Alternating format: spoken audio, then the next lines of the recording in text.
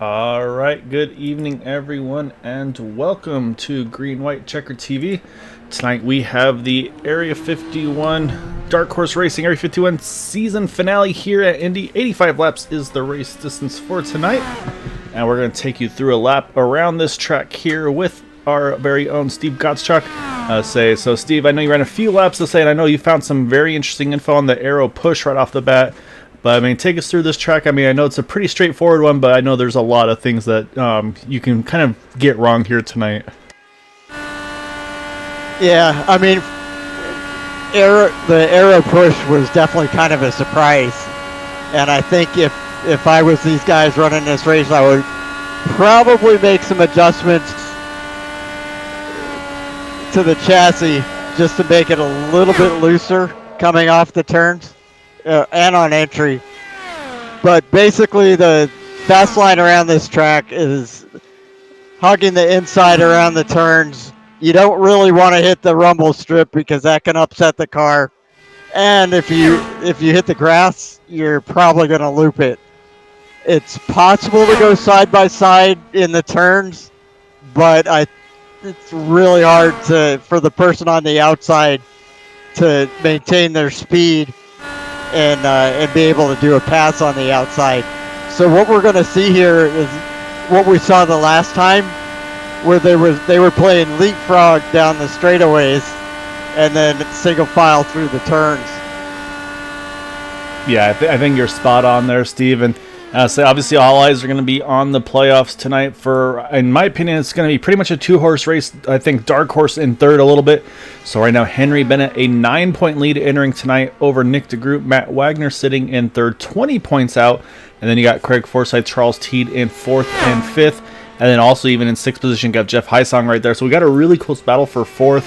Really fourth through seventh, actually. Fourth through sixth, I believe it is. So good little battle there. And also, Steve, I know pit road entry, that's going to be a critical one as well. Really need to maximize that before you get to those cones. We saw you just pass there on entry as well. But, yeah, it's going to be a lot of fun tonight to see what everybody's got in store. And the other thing is it isn't just going to be all about the playoffs. To say we got a little bit of a prize tonight, courtesy of... blanking on names here. on nlmcgear.com, apologies. I'll say trying to get everything together right now. Jim over there is generous enough to offer up. You can see here on the screen.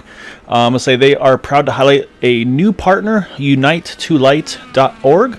And they're going to be giving away this Chandler charger. It's a solar cell phone charger to the winner of this week's Indianapolis race. So I'm saying some of the info they're telling us is basically over 1 billion people live without electricity. And say, of course, then access to clean, affordable light and energy is critical to improving health, education, and prosperity. Unite to Light is dedicated to providing low-cost solar light and power to those without electricity across the globe. For every Chandler charger or Luke light you buy, Unite to Light will donate one to a partner organization doing humanitarian work around the globe. So basically you buy one and then they give one. So it's a really cool option. Again, so you can find them at lmcgear.com. You can see the picture there of what it looks like. And I mean, for me, Steve, I'll say being out in Arizona, I'll say you can never go wrong with the solar chargers here because although we're in monsoon season right now, more often than not, we've got plenty of sun to go around. And I'm sure that they would love to have that in New Orleans right now. Yeah, exactly. And that's, again, I would say you buy one and say it's going to go to a group and they'll donate one to a place in need. So, and that being said, though, we got to go over points because already it's going to change just a little bit. And it is, as going to kind of come off wrong, but it's going to have championship implications. I'm going to sound like Rick Allen over here, but it is indeed going to. So we're going to pull up our starting grid for tonight. And you see right here, Henry Bennett going to get that pole and the 2 bonus points by 0.003 of a second over Nick DeGroot, his championship competitor. So basically now change that 9-point bonus to 11 points going into it. And then Charles Teed in third, Matt Wagner in fourth. You got AJ Hobson, Jimmy Drynan, Bud Steele, Gary Corley, Craig Forsyth in ninth, David Leclerc rounding out our top 10. 11th and 12th, you got Jeff Hysong, John DeMatteo. And we'll keep going through the field here. And you've got Michael Spell 13th, James Ledford 15th, Yari Brubacher last week's winner, very popular win for Yari, and 16th. Then you got Jim Brooks, and then Charles Johnson going to be rounding out the field. So it looks like about 17 cars, I believe, going to take the grid here tonight. And also gotta say we gotta say, with this being the finale, we got some special additions. We've got an extra body in the booth with us tonight, and that is going to be our road course ringer of the Area 51 season of Covey Moore. Covey's going to be our mathematician, if you will, tonight. And of course, also kind of keeping eye on everything going on around track tonight. Covey, first off, it's a pleasure to have you up here with us as well. I've definitely had a lot of pleasure of being able to do races with you, but now being able to join you in the booth as well. It's going to be a lot of fun tonight. I'm sure we're going to be working some numbers pretty hard on you tonight. Yeah, I'm going to be bringing up the best I can out of my math skills here. It's cool to get to see the inner workings of a little broadcast like this. It'll be fun to figure out how this championship looks while it's still rolling on track. Yeah, so I kind of jumped the gun on that first part. So with Henry Bennett getting the pole again, 0.003 of a second. We were talking before the race that qualifying was going to be extra critical for Nick, because if he was able to get that those 2 bonus points, that would bring him down to 7, and that would be enough of a difference for him basically to leapfrog that 007. If he was able to win the race, that 10-point difference between first and second. So now that job just gets that little bit harder now for that 89 car. There's certainly a fair share of bonus points up in this league, and I think that's going to be a big factor into how this race ends up between the no incident points and leading the most laps and getting that fastest lap. There's 8 available. Henry's grabbed 2 of them, so there's 6 more available, and that can still be that difference between first and second for those 2 front runners. So Kobe, tell us, with that point scoring system, right now Henry is ahead of Nick by 11 points. Let's say Nick wins the race, then what happens? If Nick wins the race, it's very much coming down to those bonus points, because that'll make it a 1-point difference without considering any of the additional 6 out there. And I mean, no incidents for guys like Henry and Nick is kind of day off. The most laps is only one guy can get that. Fastest lap, one guy can get that. So it's really just going to be down to what these guys prioritize on track. And it's a 10-point difference between first and second place, and then what is it, 5 points between second and third? Yeah, then we're down a differential of 15 to the lead, so another 30. It goes 50, 40, 35, 32, 30. Top 5, so a 20-point difference from 5th to 1st in awarding points. So I think the pressure here is really on Nick to win this race, because let's say he finishes second and Henry finishes third, he only gains 5 points in that scenario, and he'd have to win like all the other bonus points. Absolutely, yeah. He's just got to put it all out there, try to lead as many of those laps and win the race, because I think we're about to see somebody go get that lap lead point already. Yeah, and it looks like it's going to actually go right off the bat to Henry Bennett. Is going to get that lap lead, because unfortunately we got an early caution. Looks like it's caught Bud Steele out.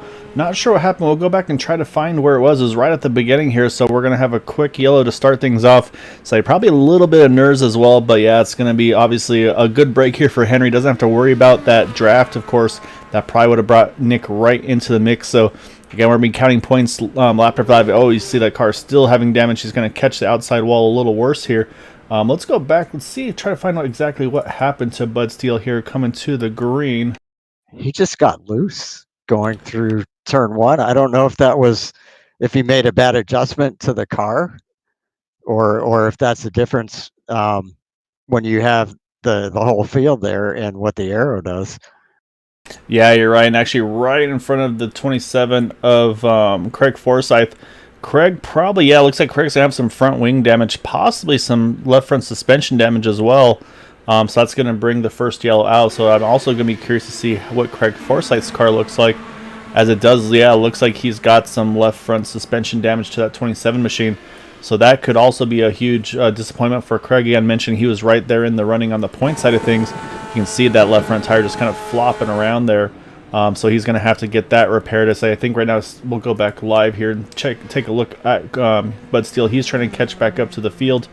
And Craig Forsyth, yeah, it's still limping with that loose wheel, I should say, in the left front. So that may require a faster pair right off the bat. So to say, now he's going to have to try to keep that thing clean the rest of the way here, as the field's just now catching the pace car. Yeah, it's a pretty rough way to start the race. Yeah, we got a lot of drivers hitting pit road here. I don't think they realize. You can see the lights in the background. The pit road is closed. So we'll have to see if they clear these penalties or not. But I mean, from what I'm looking, I see Yari Brewpacker, Michael Spell, James Ledford, Jim Brooks, all entering that closed pit. So I believe it might just be tailing their lead lap. Not sure if it's an EOL or a black flag or anything. But yeah, possibly some mistakes there as well for when the caution came out, where the pace car was in relation. But as we mentioned, though, Henry Bennett, though, is going to be the big beneficiary of this, able to get that first lap led as well. So again, points numbers all race long. That 11 now goes to 12. So like I said, I think for Nick DeGroot in that number 89 car, he's just got to go full aggressive, kind of just, I think, force the pressure on Henry, try to see if we can force him into a mistake, which we saw both of them do last week, Steve. So I don't suspect we'll see anything like that again, though. No, I don't think so either. And then, so Covey, we'll bring you back in on this as well. So, I mean, again, I know you from plenty of racing over on the Dark Horse side on the DW12s, of course, a little bit over here. I mean, I know you're kind of more of the road course ace, if you will, of your team. As I know you and Nick kind of partner up a little bit with one another in some of the leagues. Is there anything that you kind of aim for or look for in these races as a part of a strategy, or is it kind of you just have to really kind of go with the flow and the feel of these races? Yeah, I think it just kind of comes down to going with that flow. I've learned in the IndyCar Oval and the road course community, using these cars, be it the DW12, that you really have to treat these races from the drop of the hat as a fuel race a lot of times, no matter what you're doing.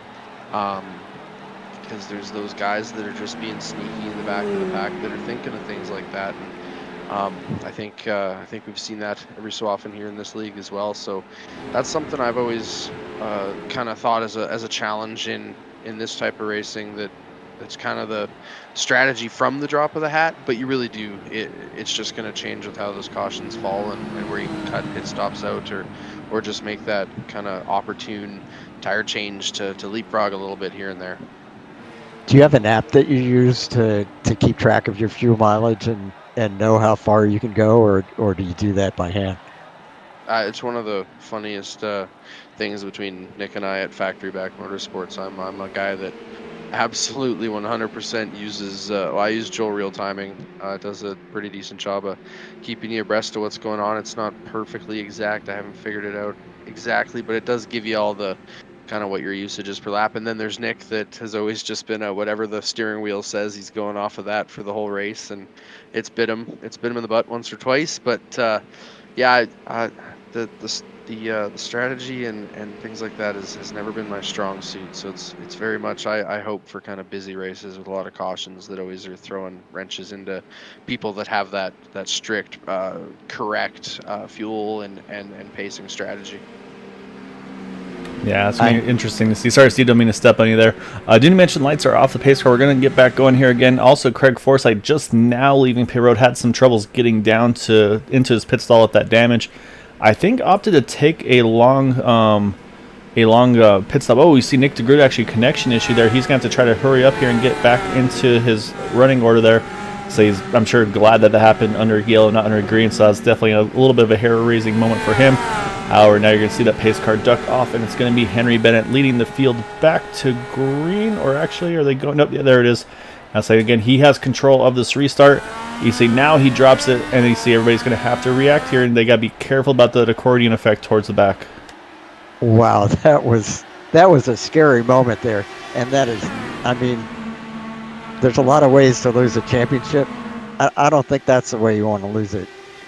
Yeah, you never want the internet connection to be part of that. So here you see Nick DeGroot gets that great run out of 2. He's going to look straight to the inside here, down the backstretch, entering turn number 3. And he said that first caution came out before he had the chance to do this, and that was exactly what we talked about for Nick, wanting to try to get that first lap led here in the 89 car. So we'll see now. So now the trick, though, is he's going to have to try to hold Henry off here out of 4. Henry might have enough momentum to swing back by him before he gets to the start-finish line.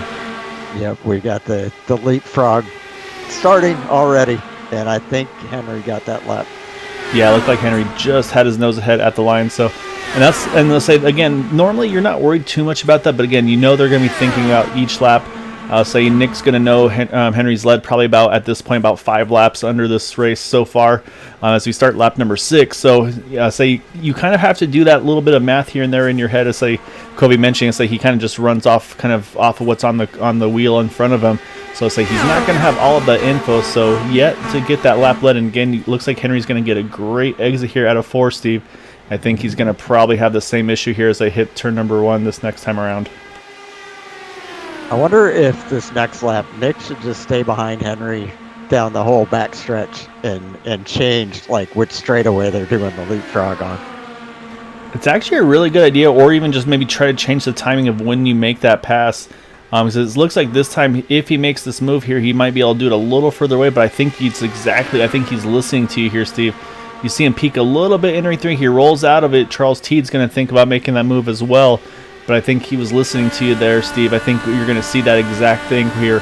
Say, saw it twice in a row, didn't work out, so say, all right, you know what? I'm going to wait. I'm going to get this run right here out of turn number 4. And here comes the big move. He's going to try to get this lead at the line. And I believe that time by Nick DeGroot does get that lap led. That's it. I'm team strategist now. As is, yeah. So you might have to say factory back might be looking for some team strategists. So say you can send them your resume here, Steve.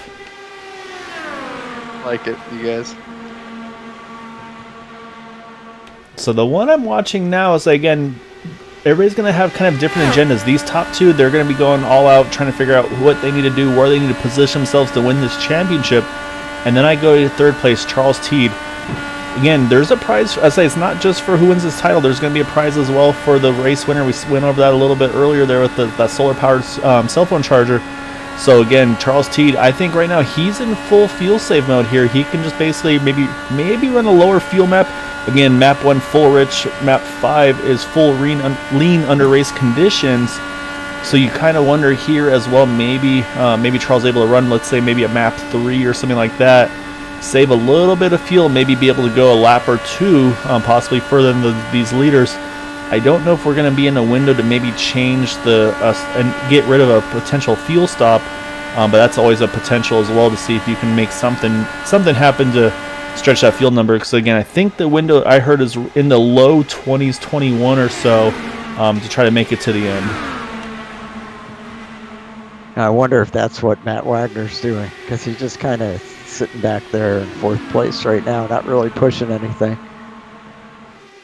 Yeah, say Matt's probably mad at you for giving him so much grief about his fuel mileage, so he might be thinking the same. And of course, as soon as I say that about Charles Teed, he looks like he's going to try to get a 2-for-1 here in turn number 3. Wow. He's got Henry, he's got Nick, he's going to take the lead in turn number 4. But again, he's going to be that sitting duck on the backstretch of the big draft these cars pull. So as I would suspect, we'll see Nick DeGroot. Yep, there he goes. He's going to peek back to the inside. And it looks like it's going to be, I believe, Nick just having the edge at the line. Charles Teed really just snookered both of them. I think one of the best things here, you guys, that Nick could be doing right now is putting Henry in that 3rd spot while he's not doing anything for himself on the fuel consumption front. And Henry could be, I think, keeping opportunities for other guys to be leading laps is going to keep that margin for that extra point really available. If that extra point does go Nick's way, it's a 10-point difference again down to that win. So it's just kind of front-end politics here, if you're asking me right now. Yeah, absolutely. That's a really good point. And it makes me wonder when Nick saw Charles Teed coming, if he just thought, I'm gonna let him go lead, and I can get into 2nd, and then that'll put Henry in the 3rd, and we won't have to worry about him that much. Yeah, I think that wouldn't be the worst strategy. And again, that just having to deal with 2 cars wash is a completely different race game for a guy like Henry as well. He's probably easily one of the most talented around going these days, but 2 cars in front of you at any of these IndyCar tracks is certainly a different challenge than 1. Oh yeah, absolutely. And it's very hard to pull off a pass when you're sitting in third place and the two guys ahead of you are playing leapfrog. Hmm. Hmm. Oh, we got trouble in the back trying to see who that was. I think, oh yeah, it looks like it's John DiMatteo there. That's going to bring the yellow out here. Oh, you see also, I think it's Gary Corley also caught up in that one. He's got serious left front damage on that car. And it looks like actually I think Jim Brooks may have got a piece of that as well. Yeah, he's looped around on the backstretch trying to get it turned back around. He's got some right rear suspension damage. So a lot of cars here. Going to try to go back and see exactly where all this came across here. I think it was around Looks with like John and Gary. Might have been, yeah, a little bit of contact from Gary Corley in the midst to turn one there. Yeah, let's take a look here as they go into one. Trying to find a good angle so we can see exactly what happened. What I see is they both went into the turn side by side, and Gary, for whatever reason, didn't hold the car down to the bottom. And Oh, it just caught the right rear. Yeah, it looks like I think honestly, just we talked about the arrow push. I think that's exactly what we saw there. And then yeah, so then those two make contact. You see great avoidance by, I believe that might be, no, it's not AJ Hobson. I'm trying to check who. Oh, it's Jeff Heisong. Good job by him. But I want to go up and see what happened after the caution, because then we saw Jim Brooks involved as well. So let's go back here and try to take a look. Oh, okay, it was actually Gary Corley still coming down the track. Then he hits the right rear of Jim Brooks, and that was where that suspension damage came about. So it's unfortunate. 51 is looking like he's in a good spot. Get in a good spot, then he makes contact as well. So yeah, we got at least 3 cars involved in that one. So that's going to put us back under yellow here. You see Jim trying to limp his car to the pits, get that fast repair, and stay on the lead lap as here comes the pace car. I think this time around we will most likely see the leaders come in, and yeah, here they come. Looks like Nick's going to lead them all in. But I see a few drivers thinking about going mixed strategy, but it looks like pit stops are going to be happening here. Oh, we got one risk taker. That's going to be last week's winner, Jari Brupacher, and Craig Forsyth, who did pit under that first yellow, so has just a little bit amount of fuel right now.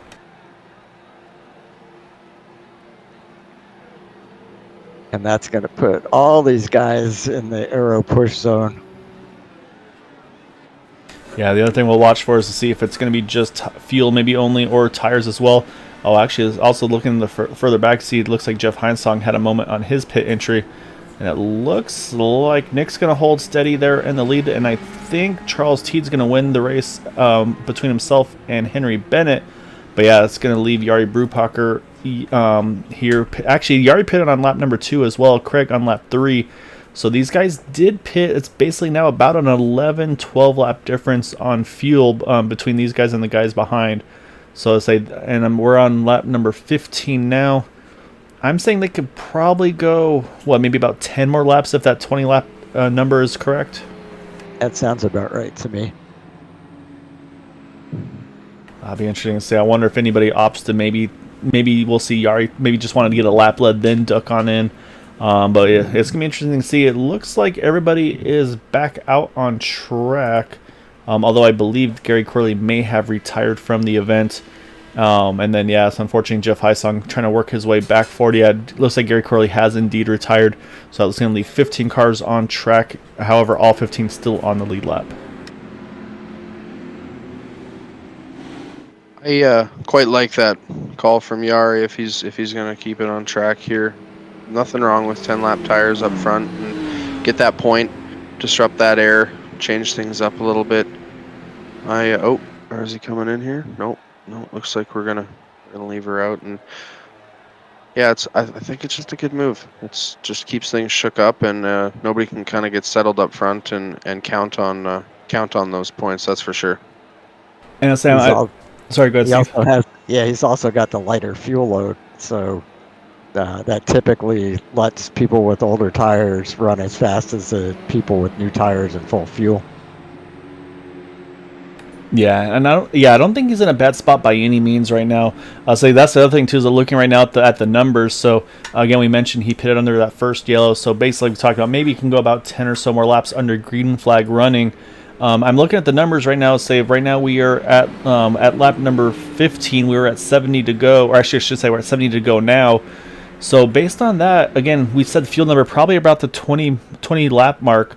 So I mean that would actually be right on the number when they have to pit. It would be right around that 59:60 to go, and at that point they'd be basically then pitting at 40 to go, 20 to go, and then they'd be good to go to the end. So that might be something that him and Craig were both looking at. Said, hey, we'd have to pit 10 laps earlier than the leaders, but we'd be in a good spot to still be in that lead pack. So I think this might be a good strategy for these guys.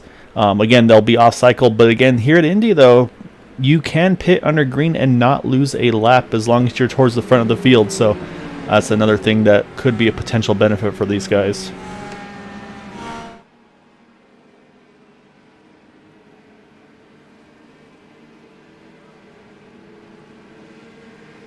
And of course, on the championship side, you got Henry Bennett now back into the 5th position.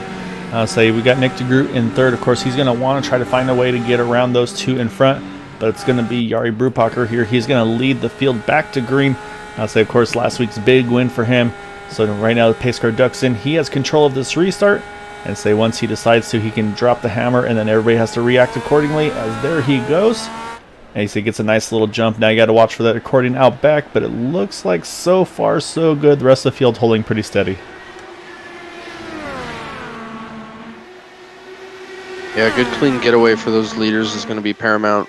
No matter fuel loads and things like that, I think there's that early edge on a set of tires that if Nick can take advantage of, he can become someone who's cycling with just the leader instead of two guys and getting in that situation and potentially just keep that pressure on. Oh, wow. We definitely have seen some aggression out of Nick, and I feel like he wants to see that lead here soon. Yeah, so he's that was an important move because he really needed to get himself into 2nd place.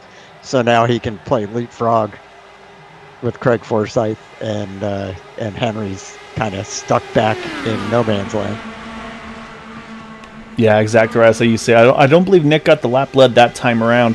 However, if he and Craig can work together, this could be that opportunity that he's looking for. But we'll watch to see what Craig does here on the backstretch. Right now, it looks like he's just going to cruise. And this could even work too if Craig decides, you know what, I'm just going to be kind of running cruise control. As I say that, here goes Jari Brupacher. He takes a look to the inside. Can't quite pull it off though. But if he's just going to go fuel safe here, this could allow Nick again. I mean, he can go full rich at this point and make it on the same strategy as these guys behind him. So we'll have to wait and see kind of what the strategy is going to be. But right now, Nick is just going to get the lap lead there. Now Craig's going to peek to the inside. So I'll say again, now we'll see does Nick try to adjust his, basically the timing of when he makes that pass on Craig in order to be able to kind of stay as that front car at the line to be able to get those most laps led. Yeah, he may have to use the same strategy that he used the last time. We'll see if Craig tries to pass him back on the front stretch again. Yeah, so I'm looking to see. I don't think they're in the same Discord. That was the other question. Maybe there's a little bit of communication between the two of them. Like, hey, I'm going to be doing this because of this, and maybe see if Craig maybe works with them a little bit. But all right, now, we got big hit on the inside wall there. Michael Spell into the pit entry. Brutal hit, multiple shots there. It looks like we stay green with that, but we're going to go back and take a look at this hit from Michael Spell because I don't think I've seen an IndyCar take as hard of a hit as I did there. Let's go back and see exactly how this all unfolded here. See him here coming out of 4. Everything looks all right, but I think let's take a look.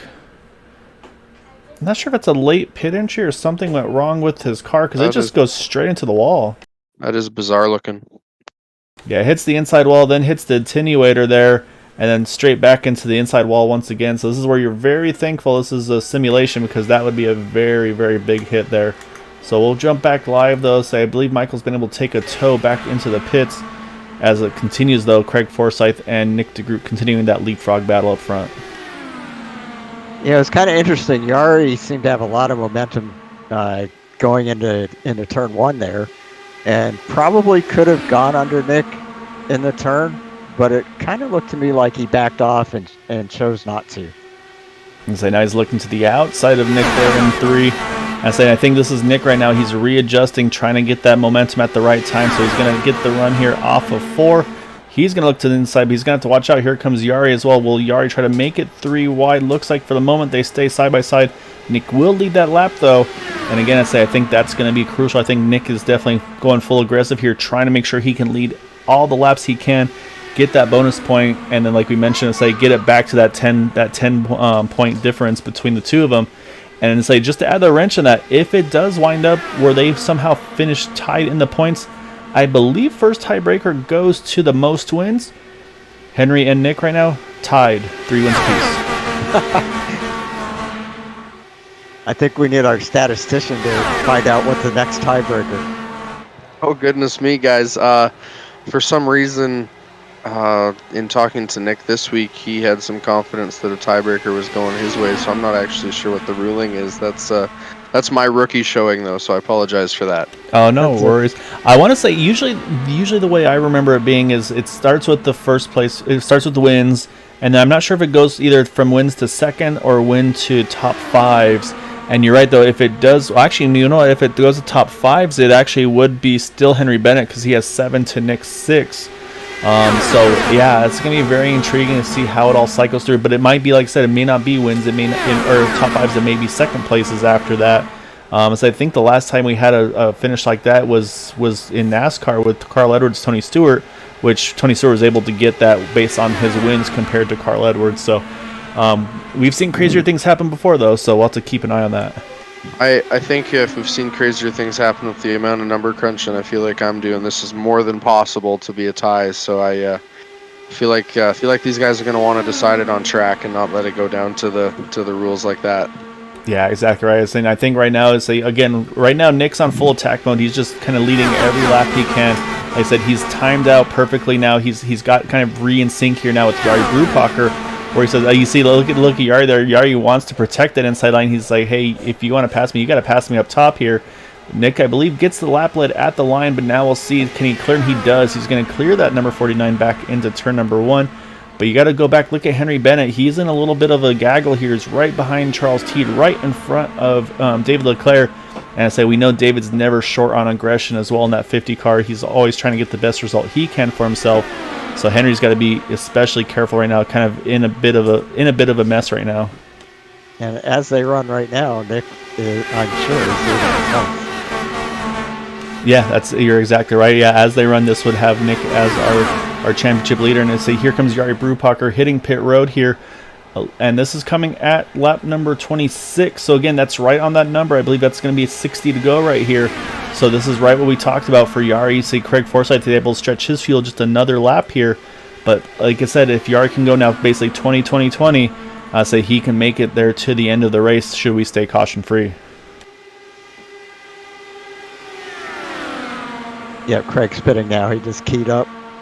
Saying he's in a tough spot because you got Charles Teed trying to work underneath him off or into 3, but he's not going to be able to complete the pass, so that's going to allow Craig to have a nice clean entry here out of 4. He's got to duck off quickly and get in there, and he's going to get it down to speed. Say, looks like so far so good. Looked like a good entry there for him. So now it's going to be Nick DeGroot yet again holding the lead, I should say. Now Charles Teed behind him, and again Henry Bennett now losing probably in a little bit of a safer spot now in that 3rd position. And we got to mention again, we talked about Yari Brubacher. He pitted, he took 4 tires, he took fuel. Here he is about a half a straightaway ahead of our leaders. To applaud Charles Teed on his patience there with Craig potentially having to force the issue going down. That would have changed the complexion for all these leaders. Yeah, totally. So right now, the other thing you kind of wonder, is there any thoughts? I think for Nick DeGroot, I think he has to keep doing what he's doing right now because, again, he needs to lead all the laps. But if you're someone else that's maybe in this lead pack but not in the front 2, front 3, what would be stopping you from maybe going with this alternate strategy like Craig Forsyth, like Yari Brubacher here? Pitting once you're in that window to be able to make it on those, let's say, 2 stops, 3 stops, kind of doing it as a road course, like doing the pit stop cycle backwards. Was that something that you'd be thinking about doing yourself, Covey, or would you be basically running this thing out as far as you can and then maybe play that fuel mileage game on the final stop of the race? I'm not sure if I think you said that's if I'm not in their battle. I think if I'm not in their battle, I'm taking any sort of potential advantage I can, and that includes that exact theory, running it backwards, the road course mentality. Certainly. Those strategies are always dependent on how the flags fly, but this is Indianapolis. You gotta swing for the fences sometimes, especially when you know that guys like Nick, Henry, Matt are gonna be putting everything they can out there to try to get this title tonight. Yeah, exactly right. Go ahead, Steve. I'm going to throw out an opposite take on that. I think that works well on road courses where you don't have that much drop off in speed, and tend to have a big difference in speeds that people are running. But I'm looking at Jari Brupacher right now. He's running 41.6s, and last time I looked at the leaders, they were running 41.2s. The difference between being in a pack of cars and running by yourself. So Jari is losing almost half a second a lap to those guys. And if Nick was to pit early and end up by himself, or maybe with one other person drafting, I think he would just lose too much time to Henry. That's actually, that's a great point, Steve. Yeah, you're right, because right now they're running 41.47, 41.48 for the leaders. It was 41.68 for Craig, 41.60 for Jari. So I'd say the problem for those two is they're too far away from one another to maybe try to do the same leapfrog. So that's almost where, let's say, if you wanted to go alternate strategy, you would have to have somebody to commit with you to do that strategy. So for instance, if Craig and Jari had come in together and come out together, then they could play that leapfrog game and still be making great lap time. So yeah, you're right, though. With these guys running by themselves right now, you're right, they're about at least 2/10 or so a lot slower than the lead pack right now with that leapfrog strategy. So based on those numbers, you would suspect they're going to be probably at least a second or two behind the leaders once that pit stop cycle happens for these guys up front here, which should be in, I would say, about another 5, maybe 6 laps, depending on their fuel burn.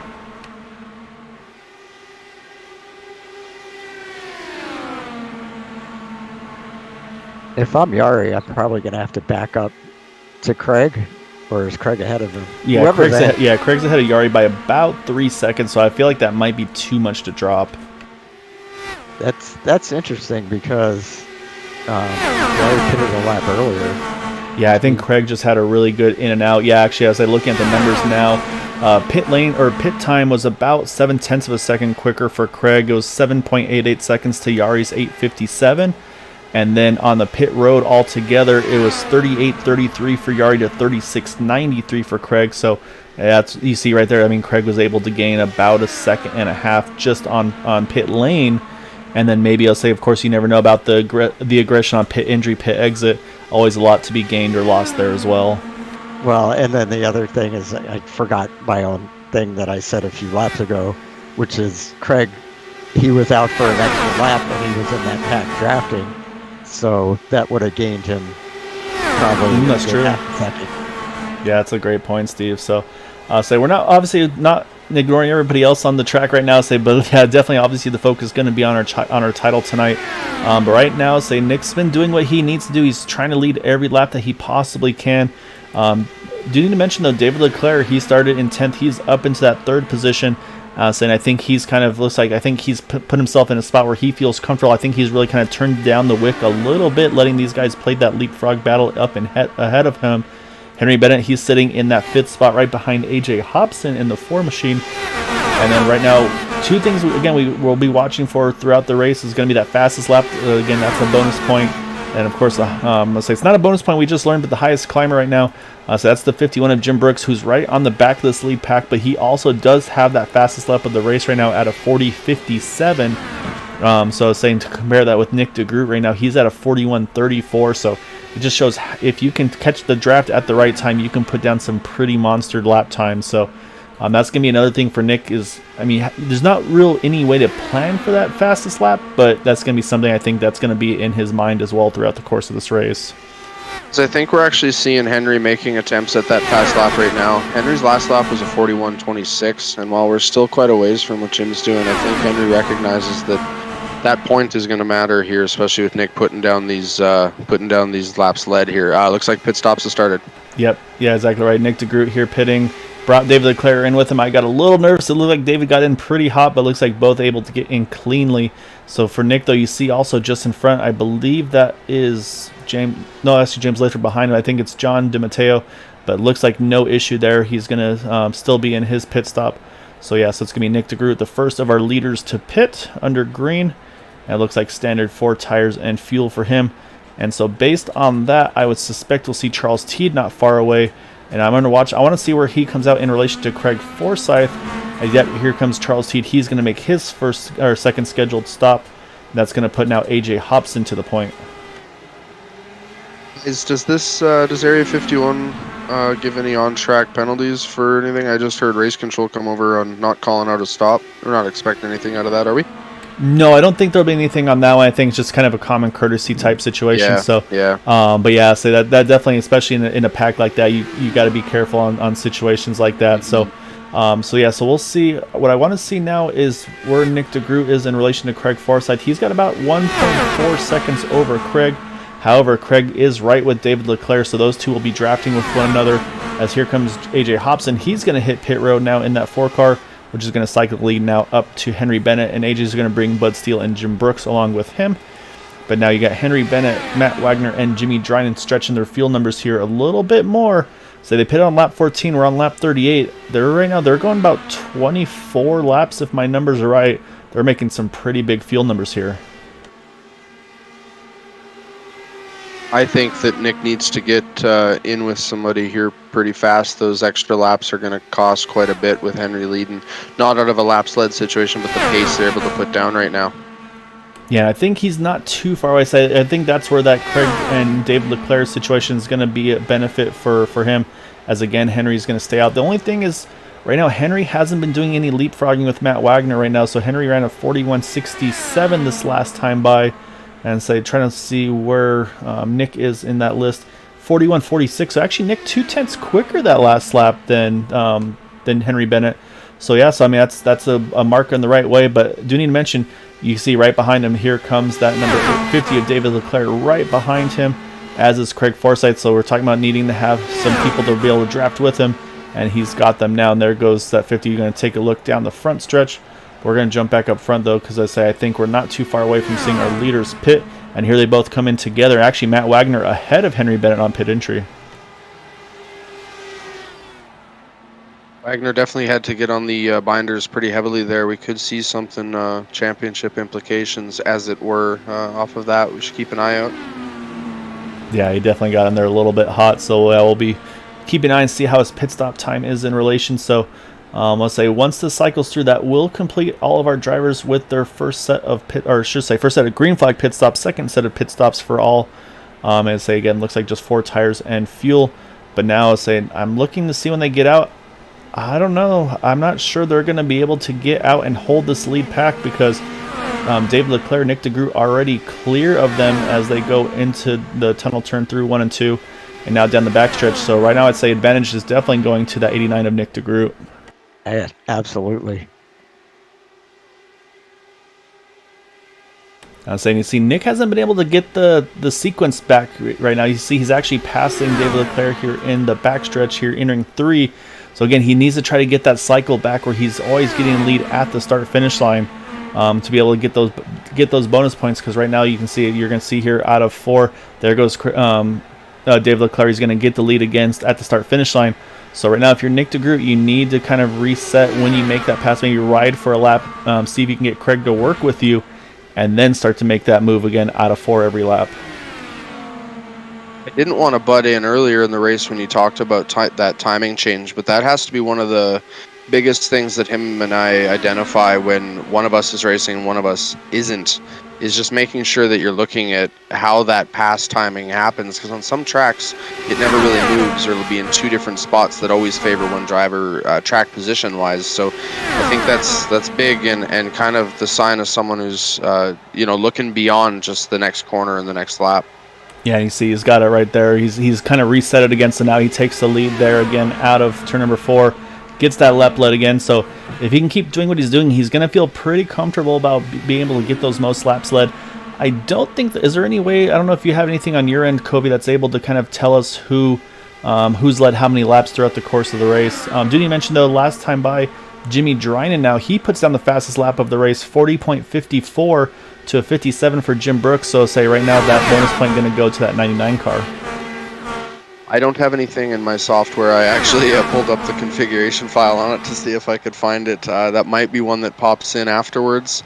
It is just a single point, so hopefully, like I said earlier, these guys try to decide it on track. But with Henry Bennett and Nick DeGroot this season, you really never know who's going to be coming out on top. Yeah, exactly right. I'm saying it's about to all cycle back together again. We're about to have 11 cars in this lead draft once again. Because you can see Matt Wagner, he's just about got it back up to Charles Teed. Henry Bennett about half a second behind him. And then right now the last car in that group is going to be the 6 of Bud Steele, who's right now, as these guys go through the short chute into turn number 4, I say he was just coming out of 3. So yeah, right now everybody's within the draft of one another. But again, we mentioned of those that pitted early, Craig Forsyth definitely was able to make the most of it. Unfortunately, the 49 of Yari Brupacher, he's in that 9th position, so lost a lot of track position over the course of that pit stop. I want to ask you guys, if you're sitting in Henry Bennett's position right now, what are you prioritizing? You definitely have found out you can go a little further, but I don't think it cuts any stops out. So is there a situation where Henry's really just kind of got to find that flagpole and realize from here on out I have to be moving forward, or what do you think there? I think that the only advantage that he has by the fuel saving strategy, if this stays green, is his last stop is going to be a little faster than everybody else's because he'll have to take less fuel. So, maybe that'll work for him, but if I was in his position, I would want to get myself up close to the front, I think. Yeah, I'm similar as you on that, Steve. I say I'm going to take it one step further, though. I think if I'm Henry Bennett at this point, I say if you can't find your way towards the front, maybe hoping, of course, that the field would kind of thin out a little bit over the course of the pit stops. However, if it doesn't stay that way and we get to that final stop of the day and you're still sitting around that 5th, 6th position while you've got Nick DeGroot right now, again, running kind of 1st and 2nd throughout the course of this run here, I'm gonna take just enough fuel to make it to the end and then not put any tires on the car. I'm going to shorten that pit stop by multiple seconds to get myself out in front. Risk, of course, the pit exit, the gamble, of course, with the kind of the sketchier tires. But I think that's going to be his best opportunity for tonight. Do need to mention, though, right there, you saw Yari Brupacher again hitting pit road here at 40 to go. So he is hitting that number just like we talked about a little earlier on. So based on that, I suspect, we'll see Craig Forsyth probably in the next few laps as well. I like that strategy idea, Gael, but I think the only way it works is if you get somebody else to come in with you and do the same thing. Because if he comes out and he's running by himself on old tires, he's going to lose everything that he gained. Yeah, it's definitely a risky one. As I did notice, it looked like AJ Hobson may have just touched the wall off the floor, but the car looks like it's still handling okay. But yeah, it's going to be it's definitely a nip and tuck situation. But yeah, I think you had something there as well, Covey. Yeah, I feel that first run kind of demonstrated that while it's important, Forsyth kind of showed us that it can go the right way if the cards drop right, but you just can't rely on that. So I think you're going to want to be up front. You're going to want to have some help, kind of a la restrictor plate racing. Yeah, and there he goes, Craig Forsyth. He's hitting pit road here. They're coming around to 38 to go at the line, lap number 48. So say again, these laps clicking off very quickly on this one. So let's say yeah, we're on 38 to go, already past the halfway point. And again, Nick DeGroot doing everything in his power right now to try to see if he can break that advantage of Henry Bennett of the points championship. Again, it was 9 points entering tonight, and then it went to 11 after the bonus points for the pole position. I say we also know Henry was able to get a lap led over at the beginning, but then to say if Nick's able to get the most lap led, that's going to put that 11 points back to 10.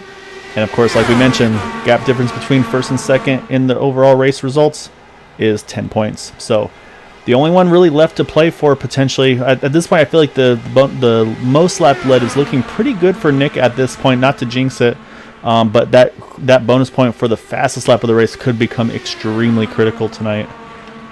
Was it 11 points or 12 points? Because the differential currently is 11 points, with Nick likely showing that he's pushing for the most laps led. That leaves the fastest lap, and pending that they both end up with 0x, no incident points across this race, Henry could go drop that one. The gap would be 11, but even at that, the gap at 11 with Nick showing the pace he's been showing this race we're gonna have to see Henry move forward. Now, I don't want to put any jinxing on anything, but for some reason, a little while back, I feel like I saw Henry getting really high on track. Now I'm talking quite a while ago, and his pace just hasn't wanted to move forward. So I'm not sure if we should look at that right side potentially, but yeah, there's just something. I feel Henry's the guy that's going to be pushing forward right about now if everything's good, which now that I look at it, that gap is still coming down. I think Henry's just kind of playing the fox. He's probably on a I forget if it's a higher or lower fuel map, but whatever uses less fuel. Yeah, the lower map. I think he's just kind of hanging out, saving fuel. Yeah, I mean, it's very possible. And we saw him and Matt Wagner. They went the furthest of anybody in that last run. And saying Matt's in the exact same spot as Henry is. So you can see the gap as well between Matt and Charles Teed. So I think, like you said, Steve, again, map 1, that's full rich. These guys may be running map 3, or I feel like 3 is probably the most they can realistically get away with. I think map 5, they'd be losing ground with these guys. But yeah, I'd say maybe, again, trying to really stretch that fuel number to be able to get them in that position to, again, maybe take a really short pit stop on the last one of this race. Because, again, these laps clicking out very quickly right now. We're already down to 34 now to go at the line there. So with Nick DeGroot, David Leclerc playing that leapfrog battle right now. So, again, need to mention Craig Forsyth, Jari Brupacher. Again, they stay out, or they pit early, I should say. They stay on the lead lap. But, again, it's about that 3 3/4 seconds between the two of them. So, I say they are not able to work with one another, unfortunately, to be able to minimize that time loss. I didn't even consider the fuel map option, guys. That's the old DW12 driver coming out in me, and I apologize for that. No, and yeah, and you're right. I mean, that's the thing is these cars, I say you of course have these IR18s that you have all these knobs and buttons you can play with the weight jacker, the ARBs, the fuel mappings. Say DW12, it's all in your hands and your feet, and that's all you got. Yeah, this is going to be an interesting one because Henry's easily got the talent and the pace to just go and leapfrog these 3 and just keep the pressure on Nick as well. Yeah, and that's exactly why I think he's just kind of hanging back, saving fuel. Now, did the last run, maybe we should have been looking at Henry just a little bit closer on what he was physically doing during the few laps he had over Nick, because there's no question that if nobody's coming in with Nick and he can't immediately get into a situation where he's creating that cycle and that leapfrog pace, and Henry does, stays out there and does, is it going to be able to be made up and then leapfrog to a point where it's out of reach for DeGroot? Yeah, so that's where he's going to have to be in talks with somebody, I think, for that. So basically for Nick DeGroot, he went in the same lap as David Leclerc. Charles Teed the lap afterwards. For Matt Wagner, Henry Bennett, they pitted 4 laps after Nick and David did, which I'll say at Indianapolis, I mean, that's massive. So you got a 2.5 mile track, so you're basically going 10 miles further than those guys. And actually, look, surprisingly, here comes David Leclerc. He's coming in a lap earlier than Nick DeGroot. I thought for sure we would see them come in together. So pretty interesting there. And you see right now replacing that 50 car is going to be, again, that 5 of Charles Teed just kind of sneaks in out of nowhere again. We saw him do it early in the race. He's going to do it once more here, as you got AJ Hobson sitting there nicely in that 3rd spot as well. So I think we're about to see those cycles kick off one more time. Nick just keyed up, so I think he's probably pitting. Yeah, it's about right. I couldn't see Nick not wanting to be coming in out of the lead. That he's got a streak where he can't be the one coming in. He wants to maximize everything in these situations. It's pretty impressive sometimes. I get a little scared of dealing with him. Now, saying the one nice thing he has there, it's that risk for reward. You come in by yourself here, but you also have a clean entry, so you can be as aggressive as you need to on the entry. So we'll see now. It's going to be Charles Teed again. He went a lap longer than Nick last time around, but this time he's been drafting for most of this run. So I think we could probably see Charles go for another lap or two. As again, right now we are at 30 to go when we saw Nick DeGroot hit pit road. So again, he's basically 10 laps short to make it to the end. So now I'm going to be really watching to see what can Henry do on his fuel mileage for our championship battle, of course. And then for the race win as well, I mean, Matt Wagner, he's been doing the exact same thing as Henry. So as again, they come out of 4, say these guys, they're not really doing the leapfrog right now. They're pretty much holding line astern here. So that's going to, I think that helps Nick DeGroot, honestly, at this point in the race. As I'm looking at his pit time, it was a pretty good one. So let's jump and find that 89 car. He's actually coming out just in front of Craig Forsyth and David Leclerc. So they're about to pick up his toe, and they'll be able to get that drafting going again. Yeah, that's Now- going to help. That'll help. Sorry all about three of them. No, it's all right. Now that we're Um, closer to it, we can kind of see. So it was a 25 lap run out of Matt and Henry. So if they can find, I don't think it's ever going to be a cut stop out, but like you said, it can be that shorter pit stop, which is going to be imperative. Yeah, here comes Charles Teed out of the lead. He's going to make his second to last pit stop, we believe, at this point. That's going to put AJ Hobson into the lead. And yeah, so see, like you said, if they can go another 25, that would put them at lap number 64. And I say with an 85 lap race, I say they would still need to make a stop to the end if my numbers are actually, if they can make it to 64, can they make it to the end without any? Because that would be at what, 21 to go at that point. Yeah, that's what I'm trying to consider here, is that we're right on the edge where they might be able to do something with this. And I'll say we'll be able to probably get a definite answer right here as we watch Matt Wagner. I think that might be what we're seeing here, is these guys are going full fuel save. And maybe they're able to put some really big field numbers down. So you might be right. So say Henry Bennett, kind of like Steve was almost talking about, kind of the tortoise and the hare, if you will. Let Nick go full send, and when Henry, I think, got put back in the field, said, all right, let's try this. Let me turn that fuel mixture down a little bit. And then he and Matt Wagner kind of on the same strategy here. So, but that's the other thing, is, again, I mean, nothing's certain on these things. So you have to wonder, I mean, how much pace are they having to lose in order to be able to also still make it to the end? So that's going to be the other thing, of course, right now, because here comes AJ Hobson. He's going to hit pit road, put Matt Wagner to the point. But again, if Matt's trying to save fuel here, he may not want to be leading this group. So this puts Matt in a kind of an awkward position as well. So did you say that Henry Bennett did 25 laps on that last run? Yeah, we have a pair of 25s between Matt and Henry, and then they're looking at, my goodness, you guys, they just ran 42s. They're absolutely working to push this thing all the way to the end. Yeah, so I was about to mention that too. They're 0.7 of a second right now slower than Nick DeGroot, David Leclerc, Craig Forsyth. So let's say, but again, right now, the thing is, though, for Matt Wagner, now he's going to be the one that's spurring the field. See, here comes Jim Brooks. He's jumping in as well. I think he pitted a little earlier than those guys. Now Jimmy Dryden, he's trying to stretch his fuel here as we are at 25 to go. So we mentioned they were able to go 25 before, so they might be in that same boat once again. So it's getting very interesting right now. So we've got two different strategies right now. Kind of the lead every lap full rich approach for Nick DeGroot, and now Henry Bennett just trying to sip fuel as little as he can to try to get that fuel number down as low as he can to be able to make it to the end. Yeah, and he's definitely, I mean, he can make it now. It's less than 25 laps to go. Yeah, but I think at this point you try to get every ounce you can. I mean, if you can get it down to 22 to go, you go to 22 to go. The only risk, of course, for Henry here is if at some point, if he doesn't come out with a drafting partner, that's where things get a little sketchier. So again, with Indy, again, you don't get lapped.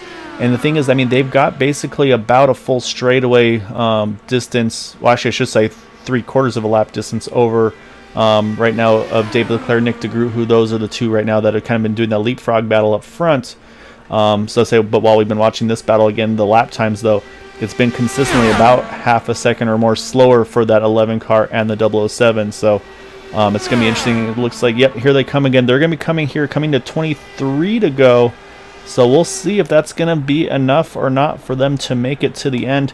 Again, they're going to have to hope that they have a good drafting to be able to do so. But so now it's going to put it back now into the hands of the 89 and the 50. It's kind of a cat and mouse game right now here, as we're going to come across next time by. It's going to be 23 to go, and they get across the line here.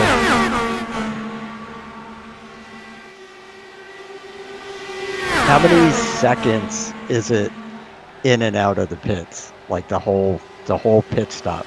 It's about 37 to 38 seconds. As I say, you're going to see, here they go. Say they're already clearing Matt and Henry here.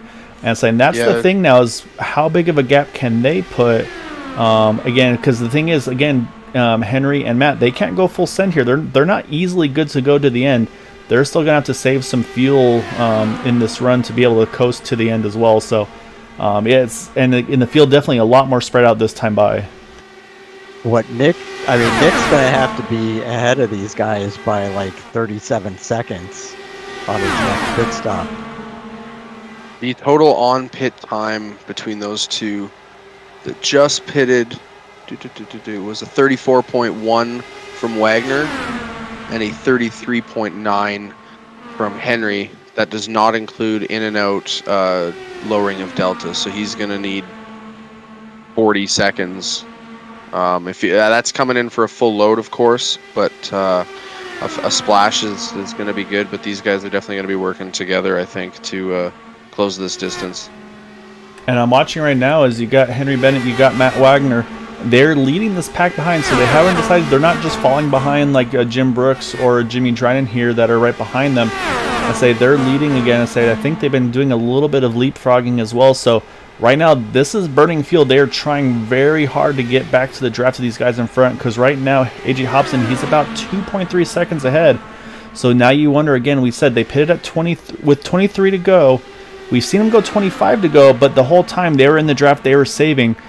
Now it looks like they're kind of putting the aggression back down. Does this now take them potentially out of the window to make it to the end? As again, you see, and they're continuing to do that leapfrog approach up here. Yeah, that's a very good question, because it's going to come down to two options, I guess. Or three. One, they have to slow down and save fuel. Another is they catch the pack ahead and then slow down and save fuel. And the third one is they just run as hard as they can. And when they'll have to pit again, and so will everybody else, but they'll just need a splash, and everyone else is going to have to do like a full tank. Yeah, these guys are putting the lap times down now. Henry's last lap was a 41.23, best out of anyone on track last lap. Yeah, about 2/10, almost 2 to 3/10 quicker than the leaders. But again, I mean, I feel like at this point there's no fuel save here though, Kobe. So again, I feel like I thought at this point you would see the 11 and the 007. They would maybe just roll in behind that 51 of Jim Brooks, for example. Let him be the one to kind of just lead them. Again, I didn't think they would be pushing this hard. I thought they'd just, okay, you know what? Yeah, we're 5 seconds behind, but we don't think any of them can make it, so let's just roll back and let's just save here. So I'm a little surprised to see this aggression right now out of these two drivers here, that 11 and the 007 of Henry Bennett, Matt Wagner. Again, you've got two, of course, different situations here. Matt, of course, is going to go for the race win. Henry going for the championship tonight. That being said, though, of course, Matt's still opting to try to see if he can win that championship himself. Let's say if things go right for him. Say he was 20 points out of it going into it. So you can never know when it's going to happen. But right now, say they are closing the gap to the guys up front here. But it's been, I mean, they pitted on 54-55 here. So, I mean, they've spent a lot of time really chasing these guys back down, over 5 laps now at this point. I mean, I just feel like, honestly, I don't know if they can recover that much fuel burn. I don't think they burn it unless they could, because they know the guys ahead got to come in. So I think that if they know they can go up and start to get this draft, I feel like Wagner's RPMs have already come down looking at his lap. 41 flat, which, completely out of the throttle here. I think he's more than happy to just bide his time now. I think these guys might be good. Yeah, it's going to be interesting to say. Right now we're on 17 to go. As again, right now up front, we're still continuing that leapfrog. It's been pretty much Nick de Groot, David Leclerc doing that leapfrogging. You just saw Craig Forsyth. He just hit pit road there for his final stop of the race.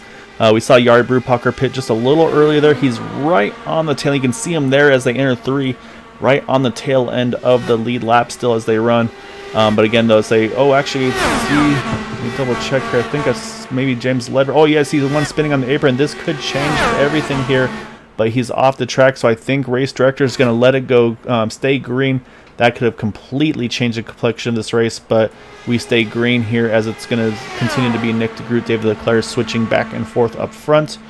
And looking at the pit stop times, I believe it's going to be pretty soon, if I'm not mistaken, for these top 2 to make their final stop here. Yeah, it looks like if they're putting down the same pace as they have been, which I think is completely feasible to think, we should be seeing them in 4 to 5 laps. Yep, that's right. And they'll only need 10 laps worth of fuel, so that'll make for a quicker pit stop, but they're still going to be way behind the rest of these. They'll be way behind Matt and Henry. Yeah, saying right now, that last time by, Nick DeGroot ran his best lap of the race of 41.06, but I say nowhere near the fastest lap of the race. Again, I believe right now it's that 40.54, I believe it was, of Jimmy Drynan. So I'll say again, when you need a couple cars in front of you to really get that big slipstream effect. As I say, he's going to clear. I should say, actually, David's going to clear, but they're getting into a dangerous spot here because they're about to start getting into the wake of that 88 and the 49 cars. So I have to be very aware of right now of when they make these moves and what their car are going to handle grip wise as they're approaching that 88 and the 49 here in probably just another lap or so.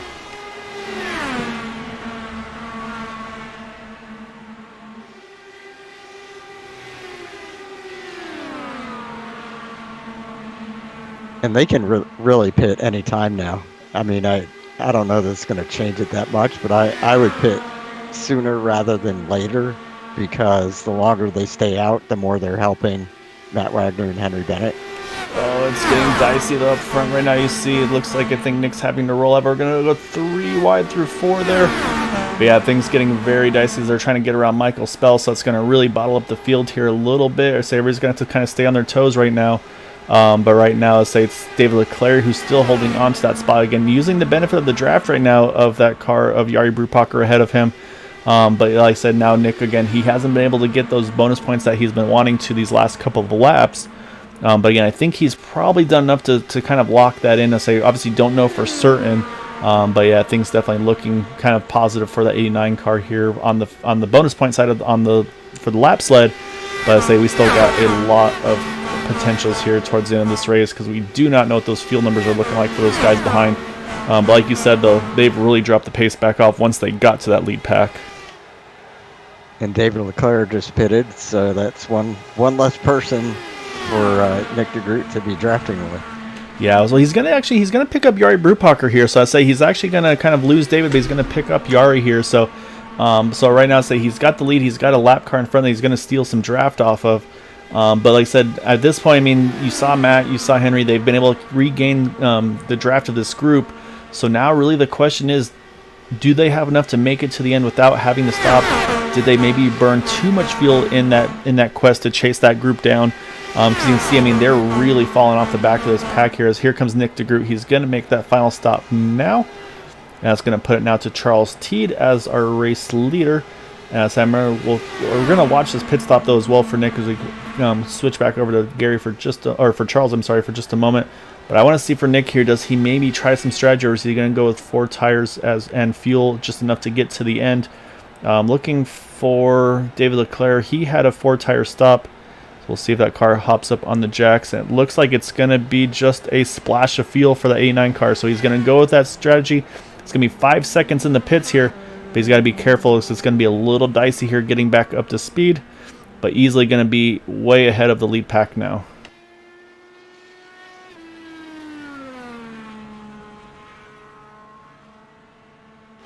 But also way behind the lead pack.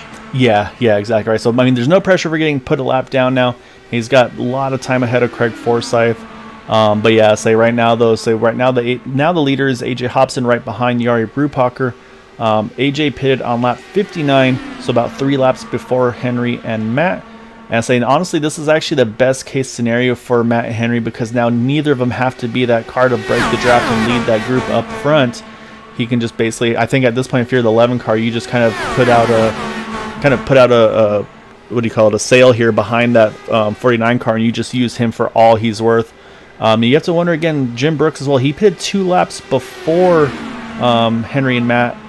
Can he go that 25 laps that we saw Henry and Matt do earlier, or is he going to have to make a late splash as well? Because that could be also one of the top 3 potentials for the race win here tonight. And I'm going to go out on a limb and say that Henry Bennett is probably going to be content to finish second behind Matt Wagner or Jim Brooks. And I think Matt Wagner is going to try like hell to win the race.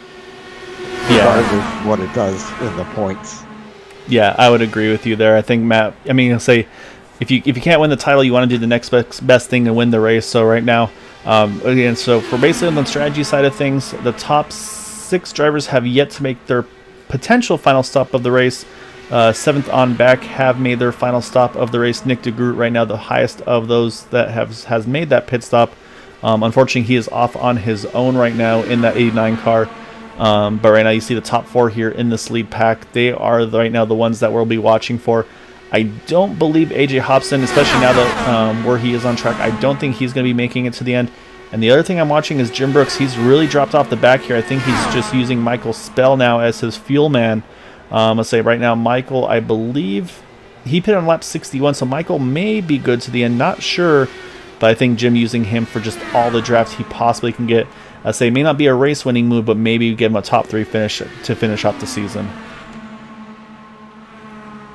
I think we're going to have to see something pretty extravagant happen here. Just riding on board with Henry Bennett and around Matt Wagner there. They're basically off the throttle through tunnel turns and things like that. Their last run was a 23-lap run.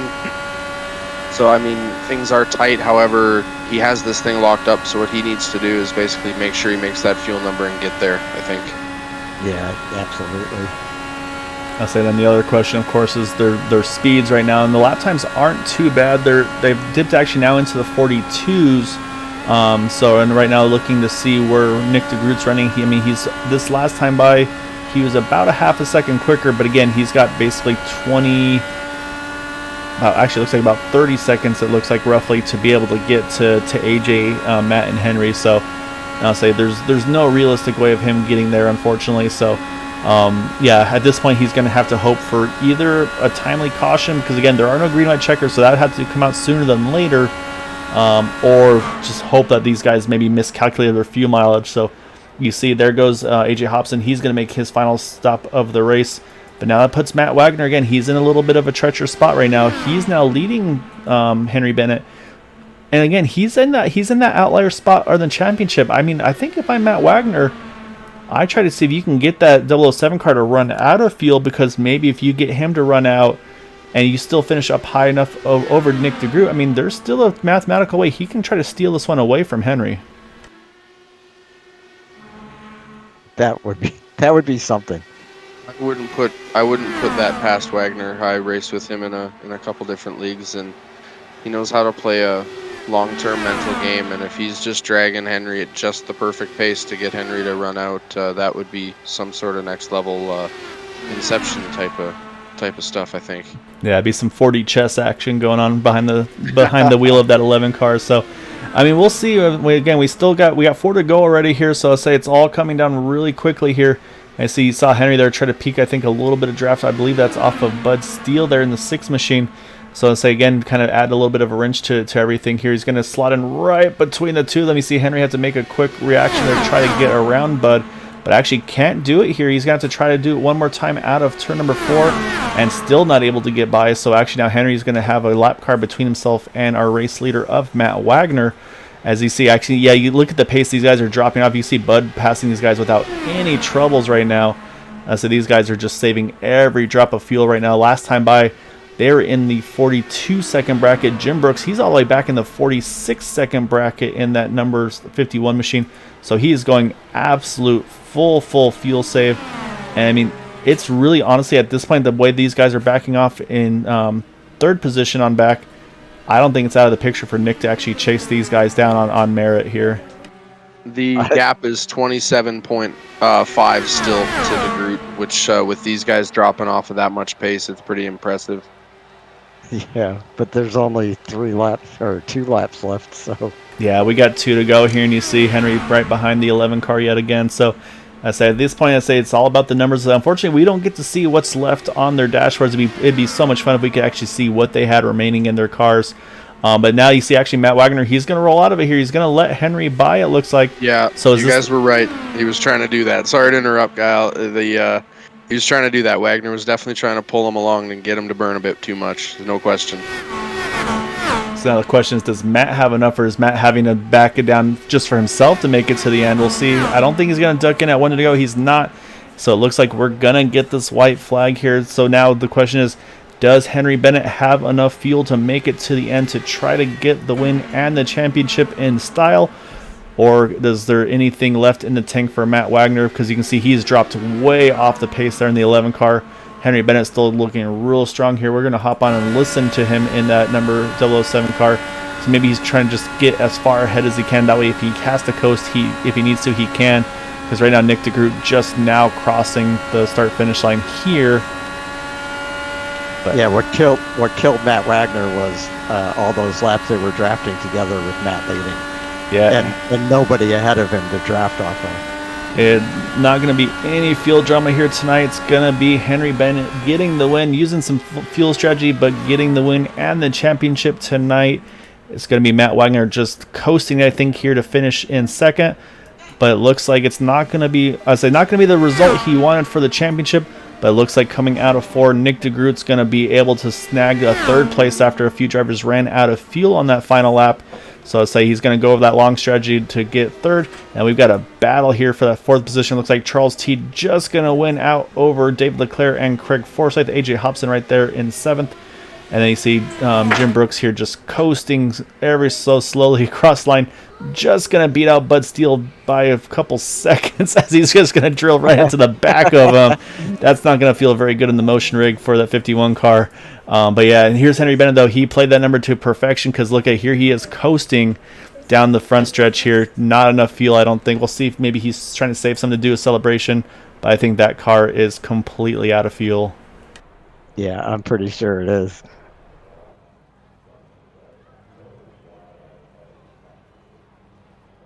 Oh, we had a little bit of everything here tonight, guys. Let's say we saw the fuel mileage, we saw the strategies on trying to lead points, get bonus points, lead laps. But in the end, let's say it's going to be the fuel mileage here tonight that Henry Bennett was able to out-strategize some of these guys. And let's listen in. Yeah, that car is silent. I think he is completely out of fuel. But there's not a much better place to run out of fuel than at the finish line here at Indianapolis. So before we go through the interviews, we'll have a chat with some of our drivers here tonight. We're going to go, or I should say, before we go through that, we're going to go over our points for tonight.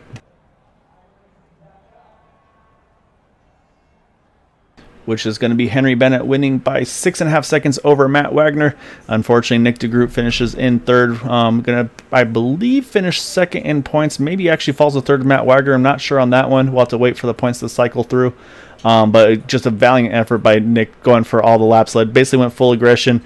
But Henry and Matt, they had a little bit of fuel strategy up their sleeves. Then you got Charles T just holding up David Leclerc there for 4th. And then David 5th. Craig 6th.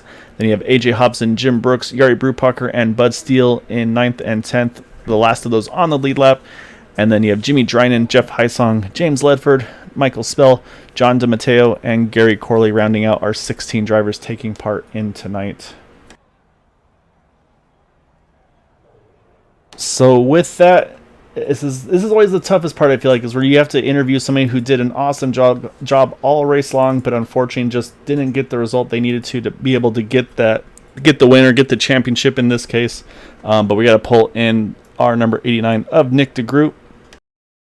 So we're going to drag him on in here and have a few words. But Nick, that was an awesome job tonight. It was so much fun watching. We were talking about what you were doing, and then you just kind of, or what you maybe should do or try to do, and it was like you were listening to us. Maybe you were. I'm not. So you don't have to give away secrets, but I mean the leapfrogging to try to get the laps led. We were noticing that sometimes you you'd make the leapfrog on the back stretch. They would get you back before the line.